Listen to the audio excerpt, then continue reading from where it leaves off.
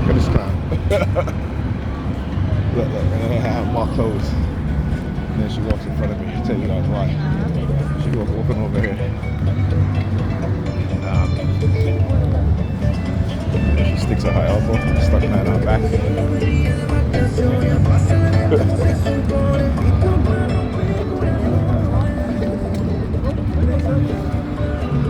Alright, so I got off the bus. Right, and had her standing there. She was on the bus too. She stand up there. She got off the bus first, and then just stood there waiting for me to get off the bus. Starts walking when I started walking, and then see the guy,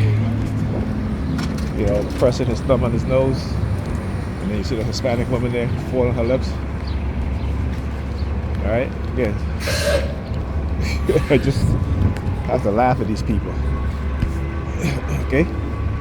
And hope you guys see that right there. They're sending hand signals because they know I'm going to post these videos. So he walks over to the vehicle there. Noise campaign. Call on. So anyhow, the reason why they said that, where's she at? Did she leave? Okay, just keep walking over there with with the white head tie on her head. One of the things that they start to do, again, is try to engage in honey trapping, right? Trying to make me approach women who they think is my type, right? And like I said, I'm off the dating market, so I don't know why they keep trying. But, it is to save their asses. That's why. Because they know what they've done. They know the neurological, physical, and psychological damage that they've done. And they're trying to absolve themselves from any responsibility or any accountability for what they have done. Okay? But that's the dark triad personality types. And so if you go and you look up the dark triads and their personality traits, you will see one thing that they don't like, because they position themselves in positions of power and authority, right? And when there's a reason why they do that.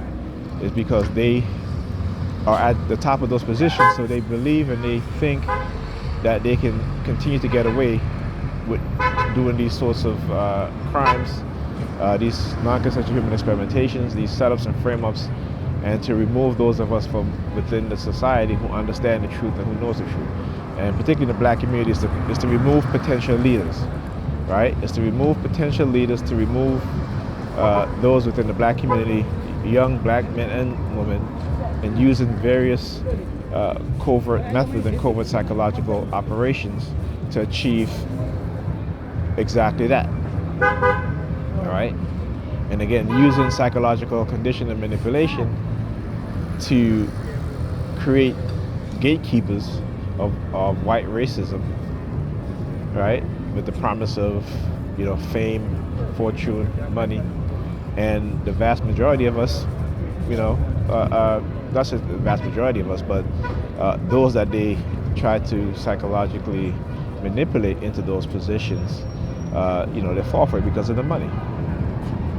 But using the technology to make you believe that it's God. It's not God.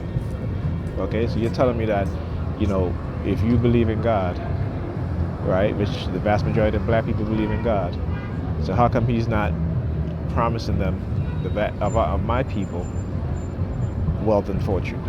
Huh? How come it's only a selected few? Answer that question. Right, because it seems like the people who are the most, the most believers, I should say, in this God of the Bible, would be a people that would be highly favored by this so-called God. But it seems like everybody else is highly favored except for the very same people who are his most so-called faithful believers. Okay? I mean, you got to really think about that. And that's the problem, is that, particularly within the black population in America, is that they don't know how to think. All they know is how to believe and what to believe. When it comes to actually thinking, to better themselves and to better the community and the people around them, they have been conditioned with what is called menticide. It is the deliberate, the deliberate indoctrination and programming of a people's minds, so that everything they do would be a detriment to themselves and to the people of their group. This is our condition. This is what we don't understand. Okay, this is what they do. This is how we're conditioned, and we don't even. I'll give you guys an example. You guys can, within your household or within your friend's household, right? Look at how they just go into their kitchen. Go into their kitchen and look at how they pack dishes, either in the dish rack or in their cabinet, right? If you see it being packed in a backwards manner, let me explain to you what a backwards manner is.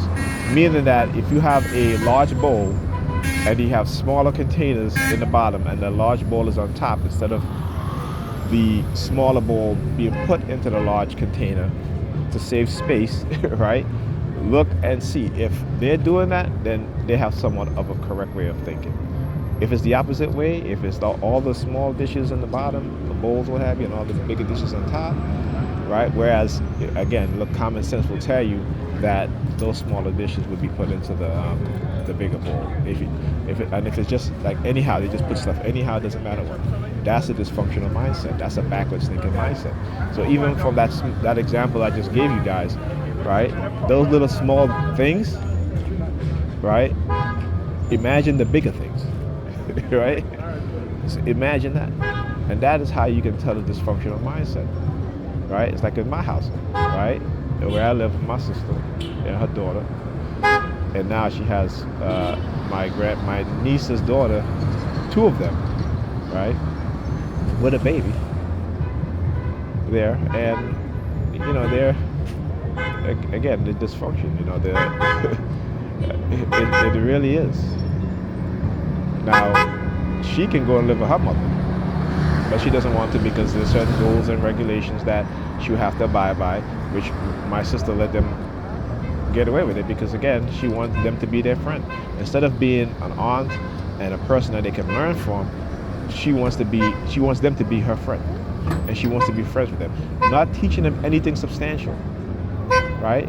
But allowing them to engage in negative, unwanted, and dysfunctional behavior, and that's okay.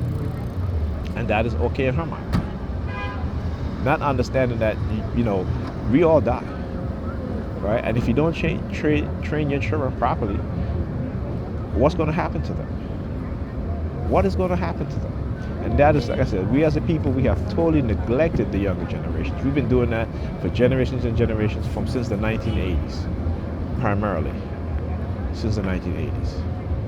Not teaching our young people anything substantial, right? Not teaching them the truth, but only this belief system that keeps the majority of us, the vast majority of us, in poverty and working class and poor.